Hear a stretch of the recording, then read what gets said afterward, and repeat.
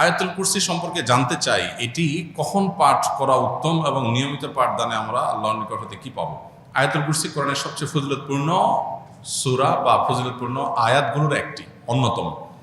আল্লাহ তাআলার আলোচনা পুরো আয়াতে রয়েছে। এটাই আয়াতের মর্যাদা এবং শ্রেষ্ঠত্বের সবচেয়ে বড় কারণ।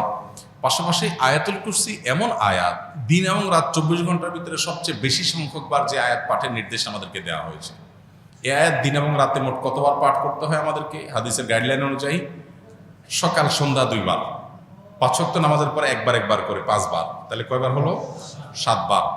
ঘুমানোর সময় শোয়ার আগে আরেকবার, কত হলো? কমপক্ষে 8 বার আয়াতুল কুরসি পাঠ করা দিনে সুন্নাহ। অন্য খুব কম দোয়া আছে যে দোয়া দিনে কমপক্ষে 8 বার পাঠ করতে হয়। আয়াতুল কুরসি এমন একটি গুরুত্বপূর্ণ আয়াত যে বারবার নবী সাল্লাল্লাহু আলাইহি ওয়াসাল্লাম আমাদেরকে পাঠ করতে বলেছেন। এর মাধ্যমে সহিহ বুখারীর হাদিস অনুযায়ী বোঝা যায় যে রাতে কেউ পাঠ করলে চোর থেকে, শয়তান থেকে আল্লাহ তাকে সেফ রাখবেন এবং হেফাজতে রাখবেন। এবং কেউ যদি নামাজের পরে পড়ে, পরবর্তী নামাজের আগে তার মৃত্যু হলে আল্লাহ তাআলা তাকে জান্নাত নসিব করবেন। কোনো ব্যক্তি এশার ফরজ নামাজের জামাতে অংশ নিল চতুর্থ রাকাতে, তাহলে বাকি 3 রাকাত নামাজ কিভাবে আদায় করবে? এশার নামাজের শেষ রাকাতে অথবা জোহরের নামাজের শেষ রাকাতে বা যে কোনো নামাজের শেষ রাকাতে কেউ শামিল হয়েছে, শেষ রাকাতটা পাইছে ইমামের সাথে, রুকুতে পাইছে বা রুকুর আগে পাইছে, তাহলে শেষ রাকাতে ইমামের সাথে বৈঠক করে তিনি ইমাম সালাম ফেরানোর সময় সালাম ফিরাবেন না, তিনি দাঁড়িয়ে যাবেন। দাঁড়িয়ে তিনি প্রথম যে রাকাতটা নিজের প্রথম রাকাত ইমাম সালাম ফেরানোর পরে যেটা পড়বেন সেটাতে তিনি সূরা ফাতিহার সাথে একটা সূরা মিলাবেন। এরপরে রুকু সিজদা করে প্রথম রাকাত শেষ করে প্রথম রাকাতে বসবেন। সাধারণত প্রথম রাকাতে আমরা বসি না, কিন্তু তিনি বসবেন। কেন বসবেন? কারণ সিরিয়ালে এটা তার দ্বিতীয় রাকাত, ইমামের সাথে একটা রাকাত পাইছে, এটা এখন সেকেন্ড রাকাত, সেই হিসাবে এই রাকাতে বসবেন। তাহলে পরপর 2টা বৈঠক হবে, একটা ইমামের সাথে বসছে, একটা নিজের।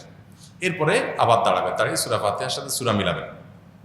কারণ তার প্রথম 2 রাকাত মিস হয়েছে ইমামের সাথে, যেগুলো সূরা মিলানো ছিল সেগুলো এখন তিনি আদায় করবেন।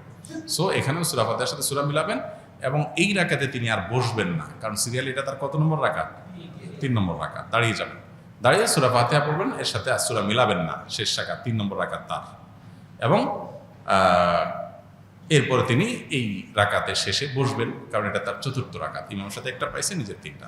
এরপর সালাম ফিরিয়ে ফেলবেন, যথাযথভাবে তার নামাজ হয়ে যাবে ইনশাআল্লাহ।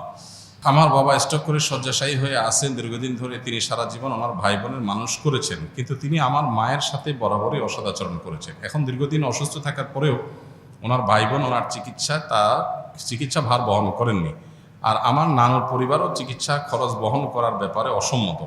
আমি এখনও স্টুডেন্ট বিধায় আমার পক্ষেও চিকিৎসা করা সম্ভব হচ্ছে না। আমি কি সন্তান হিসাবে বাবার দায়িত্ব পালনে ব্যর্থ?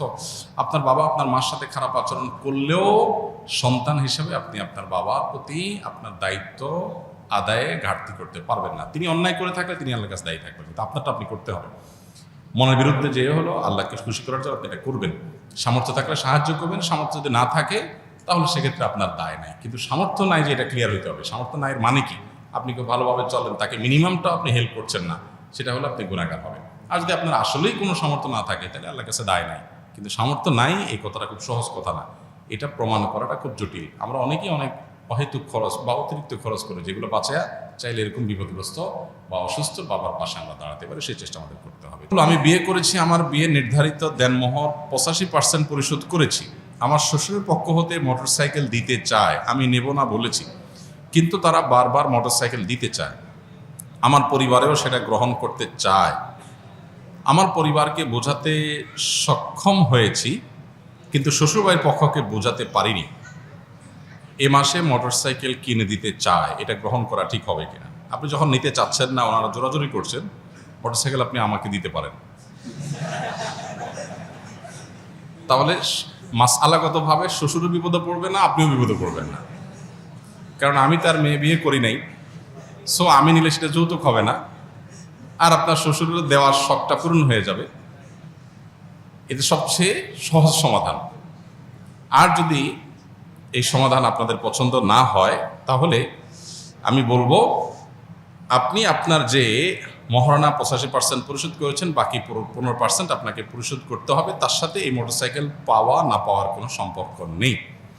শ্বশুরকে বোঝাতে হবে বিষয়টা, আপনি কেন নিতে চাচ্ছেন না, এই জিনিসটা তাকে বোঝাতে হবে। তাকে বলতে হবে যে আপনি আপনার মেয়েকে বা জামাই হিসাবে ছেলের মতো আমাকে আপনি স্নেহ করে কোনো কিছু দিতে চান, সেটা ইসলাম নিষেধ করে না। হাদিয়া দেওয়া মোটা দাগে নিষেধ না, কিন্তু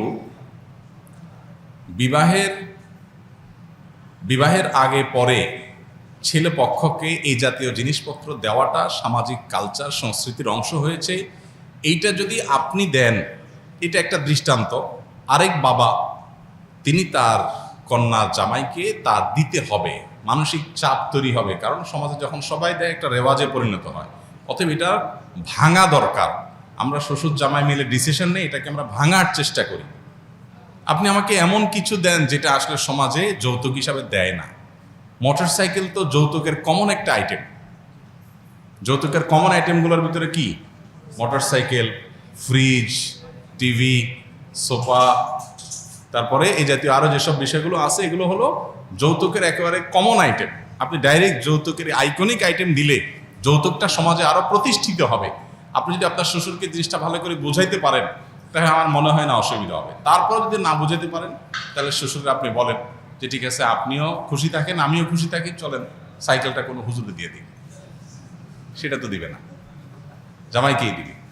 তাহলে বোঝা যাচ্ছে যে এটা আসলে মেয়ের সুখ শান্তির জন্য বাবারা ব্যাকুল থাকেন, যে জামাইকে একটু কিছু দিয়া টিয়া হইলেও যদি একটু বাও রাখা যায়, আমার মেয়েটা একটু ভালো থাকে। সেজন্য আপনি বলবেন যে আব্বা যান, শ্বশুর আব্বা যান, আপনার মেয়ে আমার কাছে নিরাপদ থাকবে ইনশাআল্লাহ, মোটরসাইকেল দিলেও না দিলেও আপনি কোনো টেনশন নেবেন না, বরং এটা দিয়ে আমরা ভালো কোনো কাজ করব, বোঝানোর চেষ্টা করবেন। তারপরও তিনি যদি অঢেল সম্পদের মালিক হন বা অনেক সম্পদ তার থাকে এবং তিনি তার মেয়ের জামাই হিসাবে আপনাকে এটা দিচ্ছেন, আরও মানুষকে দেন, অনেক মানুষ এরকম আছে, তাহলে সেক্ষেত্রে অ্যাজ এ হাদিয়া এটা নেওয়া মৌলিকভাবে নাজায়েজ না। যদি সেটা আপনারা শর্ত দিয়ে না নেন, জোর করে তারা দেয়, তাহলে এটা নেওয়া আপনার জন্য নাজায়েজ না।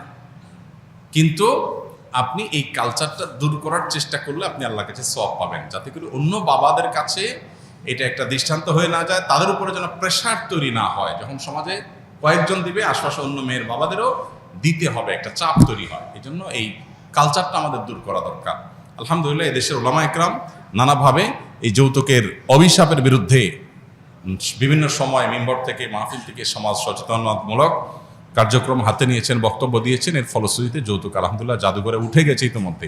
যেটুকু আছে সেটুকু আমাদের বিদায় করতে হবে ইনশাআল্লাহ।